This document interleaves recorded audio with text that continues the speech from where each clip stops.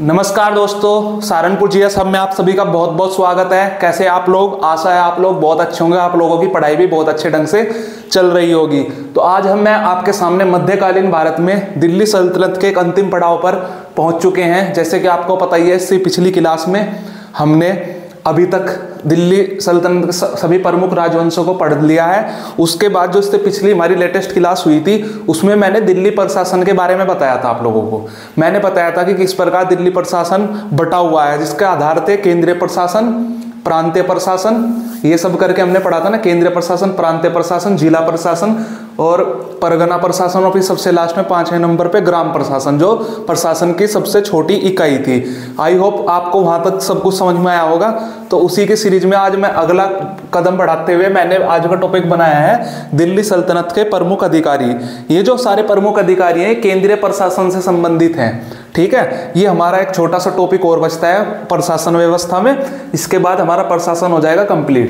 तो यह केंद्रीय प्रशासन के कुछ प्रमुख अधिकारी, यानी कि केंद्रीय प्रशासन में, केंद्रीय प्रशासन का मतलब जो डायरेक्ट सुल्तान के कंट्रोल में था, उसमें कौन से प्रमुख अधिकारी थे, मतलब उन अधिकारियों का जो पद थे, उनका क्या नाम था और वो क्या काम करते थे। जिस प्रकार आजकल डिस्ट्रिक्ट मजिस्ट्रेट क्या काम करता है, ठीक है, डीएम क्या काम करता है, एसडीएम क्या काम करता है, तहसीलदार क्या काम करता है, ठीक है, और पुलिस में एसएसपी क्या काम करता है। इस प्रकार उस समय कौन कौन से अधिकारी थे, उन अधिकारी मतलब उस पद का क्या नाम था, उस पोस्ट का, और उस पोस्ट का काम क्या था, उन सब के बारे में हम डिटेल में डिस्कस करेंगे। तो ठीक है, तो हम करते हैं अपना प्रमुख स्टार्ट। यहाँ पे मैंने टॉप 18 जो सबसे प्रमुख है, जिनके एग्जाम में आने की पॉसिबिलिटी सबसे ज्यादा है, वही मैंने यहाँ पे रखे हैं। ठीक है, हम शुरू करते हैं। हमारा पहला है सद्र उस सुदूर।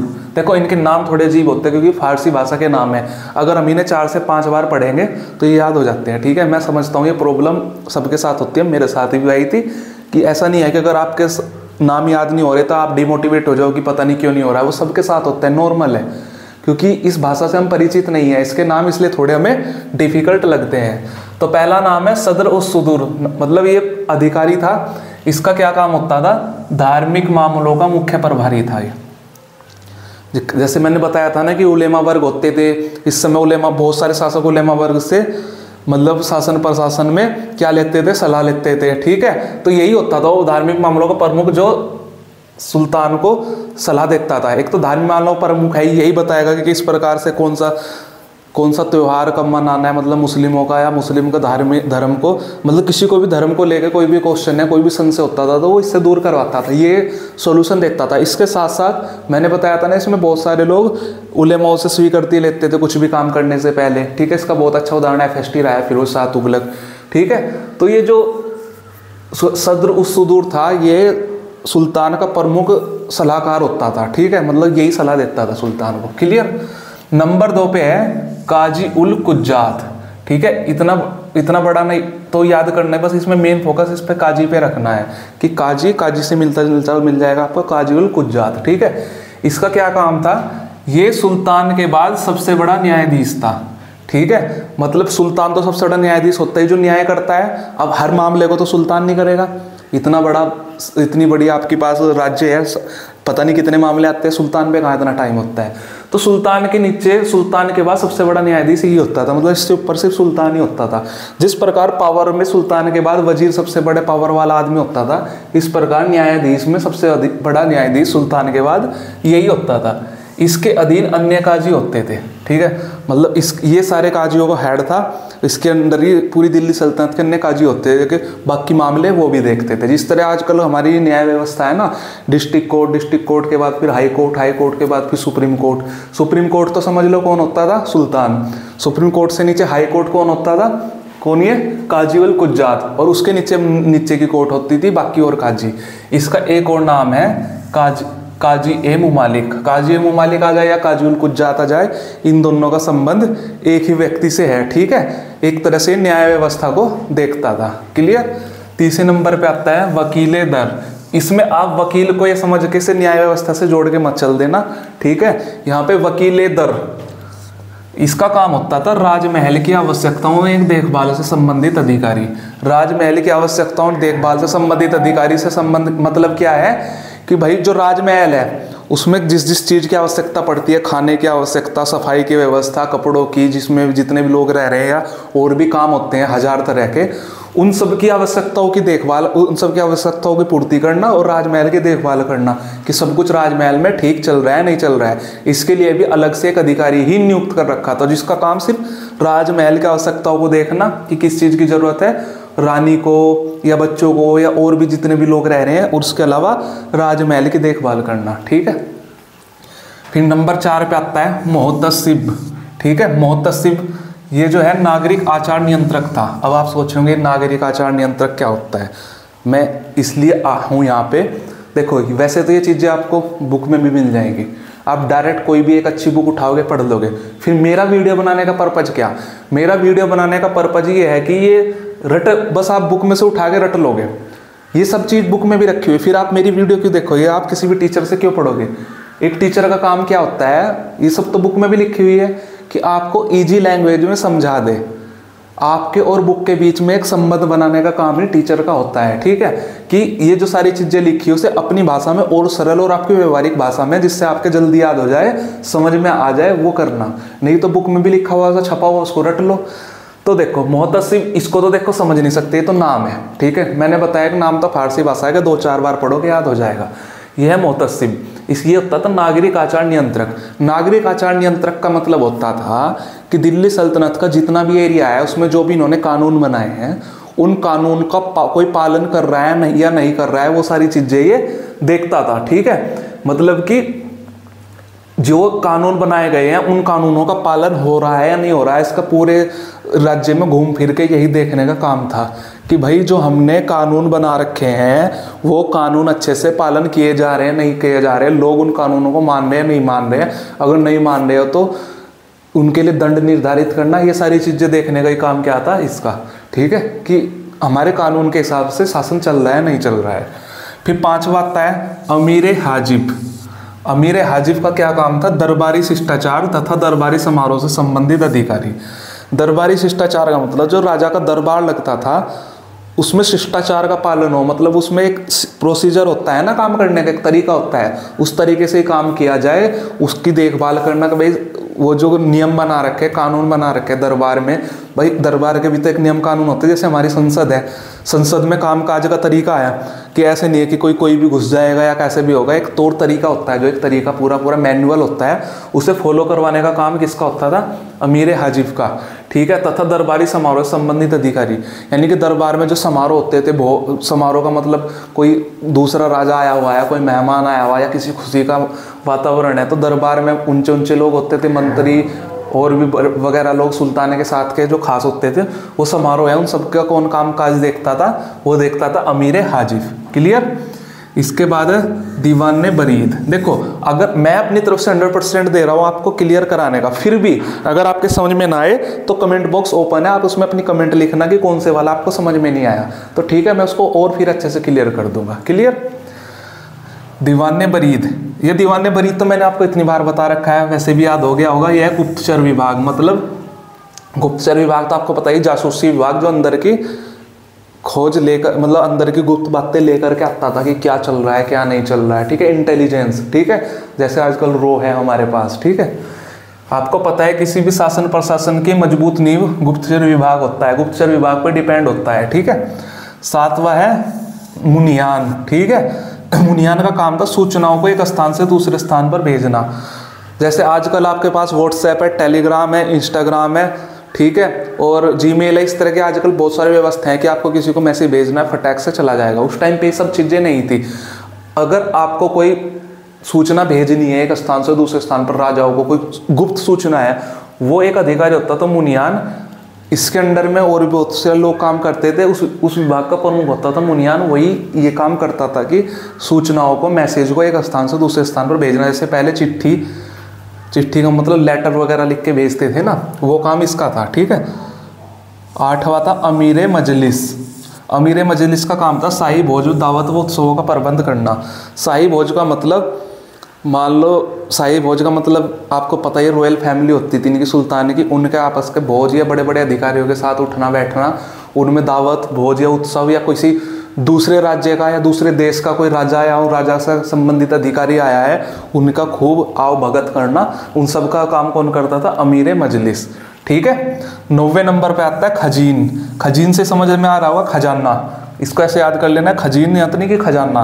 ये होता था कोषाध्यक्ष, मतलब जितना भी पैसा है भाई, ये सारी चीजें संभालने के लिए जितना भी पैसा है, एक खजाने में पैसा रहेगा, उसका अध्यक्ष भी तो कोई होना चाहिए, उसके लिए भी एक अलग से अधिकारी था, कोषाध्यक्ष, ट्रेजरी का हेड। इसी के अंडर में होता था कि भाई कितना रुपया पास हुआ है, तो यहाँ से लेके, उस टाइम बैंक वगैरह थोड़े ही ना थे, ठीक है, या फोन पे थोड़े ना था, क्लिक किया स्कैन किया पैसा चला गया, ठीक है। तो कोषाध्यक्ष एक तरह से खजाना होता था ना राजा का, उस खजाने का हेड ही होता था, मतलब मालिक तो सुल्तान ही है, हेड का मतलब एक अधिकारी होता था, यही लिखा पढ़ी रखता था कि भाई आज इतने रुपए गए हैं और इतने रुपए आए हैं, इन सब का लेखा जोखा ये रखता था, ठीक है। फिर 10वां आता है सरे जानदार। सरे जानदार जो है सुल्तान के अंगरक्षकों का प्रमुख था। भाई सुल्तान है, उसके अंगरक्षक मतलब बॉडीगार्ड, सुल्तान के जो कई सारे बॉडीगार्ड थे उनका हेड ये होता था कौन, सरे जानदार। खुद भी रक्षा करता था साथ में, आज मतलब ऐसा तो है नहीं कि कोई भी एक ही, मतलब 4 व्यक्ति लगा रखे सपोज सुल्तान की रक्षा के लिए, वो 24 घंटे 4 ही थोड़े ना रहेंगे, कि उनकी ड्यूटी शिफ्टों में डिवाइड करना, 4 अब करेंगे, 4 8 घंटे बाद आएंगे, इस तरह से।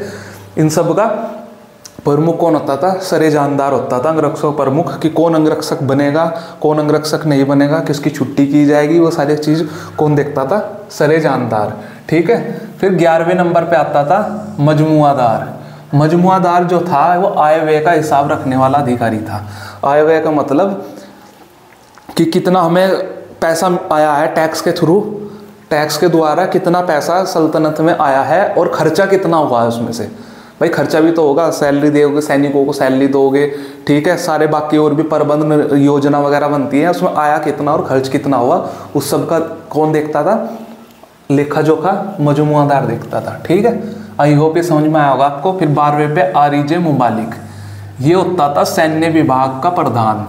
सैन्य विभाग का मतलब जो सैनिक विभाग है, जितनी मिलिट्री वगैरह हैं, उनका प्रमुख होता था आरिजे मुबालिक। आरिजे मुबालिक का काम क्या होता था, सैन्य विभाग का प्रमुख होने के नाते सेना में भर्ती कराना इसका सबसे प्रमुख काम था, कि सेना में भर्ती किस किस समय होगी, कितनी सेना की ज़रूरत है, कहाँ पे सेना कम पड़ रही है तो सैनिकों की भर्ती की जाए, पैदल सैनिकों की भर्ती करानी है या घुड़सवारों की भर्ती करानी है, या फिर जो भी अलग अलग तरह के हैं सैनिक होते थे, इस तरह आवश्यकताओं के अनुसार कितने सैनिकों की आवश्यकता है, कितनों की हमें भर्ती करानी चाहिए, ये सारा काम यही देखता था। और कौन से सैनिक, भाई सैन्य विभाग पे मतलब सैनिकों के लिए कौन से हथियार आने हैं, ठीक है, कितना खर्चा होना है, वो सारा कुछ यही देखता था, ठीक है। तो 13वां था मुंतसर्रिफ, ठीक है, ये कारखानों का कंट्रोलर था, ठीक है, कि जितने प्रकार के कारखाने यानी कि फैक्ट्रियाँ उस टाइम पे लगी हुई होती थी, उन सब का एक कंट्रोलर था, उसका नाम क्या था, मुंतसर्रिफ, ठीक है, ये यही सारी चीज़ें देखता था। फिर 14वें नंबर पे आता है अमीर आखूर। इसके बारे में मैंने आपको बता ही रखा है, असूसाला का प्रधान था। आपके लिए होमवर्क ये है कि आप कमेंट बॉक्स में बताओगे कि एक मैंने बहुत अच्छा असूसाला का प्रमुख बताया था और दिल्ली सल्तनत में गुलाम वंश या मामलुक वंश के अंतर्गत बताया था, इतना मैंने हिंट दे दिया है, तो आप बताओगे कि वो सुल्तान प्रमुख था, वो एक फेमस नाम था उसका, वो कौन था, ठीक है, अमीर आखूर उस समय कौन था। और 15वें नंबर पे चलो एक थोड़ा सा और हिंट दे देता हूँ, रजिया सुल्तान के समय का बताना है आपको, ठीक है, कि कौन था, बहुत फेमस नाम है, मैंने आपको बताया था। 15 नंबर पे है कारकून। कारकून जो है भूमि कर का हिसाब रखने वाला था। भूमि कर का हिसाब का मतलब मैंने आपको बताया था कि जमीन पे जो टैक्स लगता था, जो खेती करते थे उन पे जो टैक्स लगता था ना, वो उसका हिसाब किताब कौन रखता था, कारकून, की भाई कितना टैक्स आया जमीन पे, ठीक है। 16वें नंबर पे है अमीर बहर। अमीर बहर का काम था नौकायान व जल मार्गों का इंस्पेक्शन अधिकारी।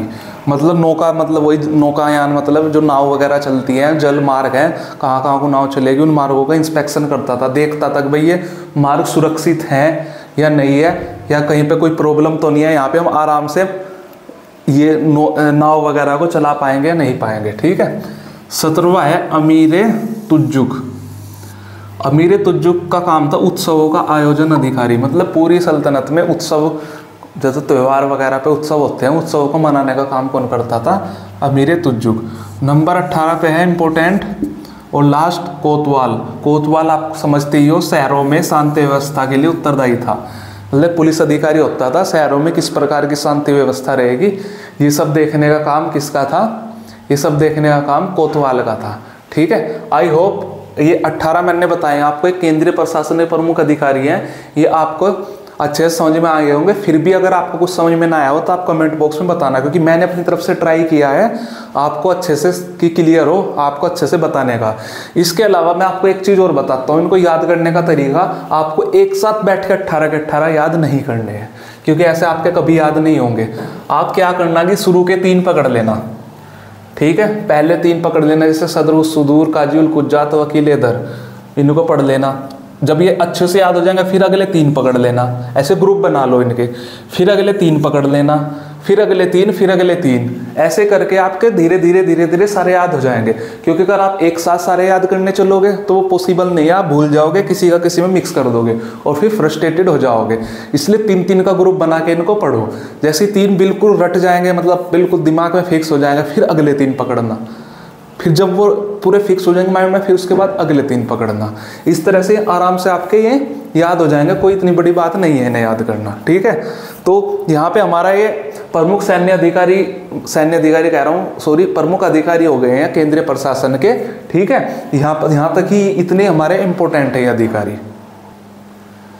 तो ये हमारे अधिकारी पूर्ण हो जाते हैं। इसके बाद जो हमारा एक बचता, इसी में एक टॉपिक, 2 टॉपिक बच रहे हैं मोटे बड़े बड़े, ठीक है। एक तो वित्त व्यवस्था बच रही है, दूसरा बच रहा है सैन्य व्यवस्था की, मतलब वित्त व्यवस्था किस प्रकार की थी, किस प्रकार का पैसों का लेन देन वगैरह होता था, और दूसरा क्या बचता है सैन्य व्यवस्था की, किस प्रकार की सेना होती थी, क्या क्या टाइप थे।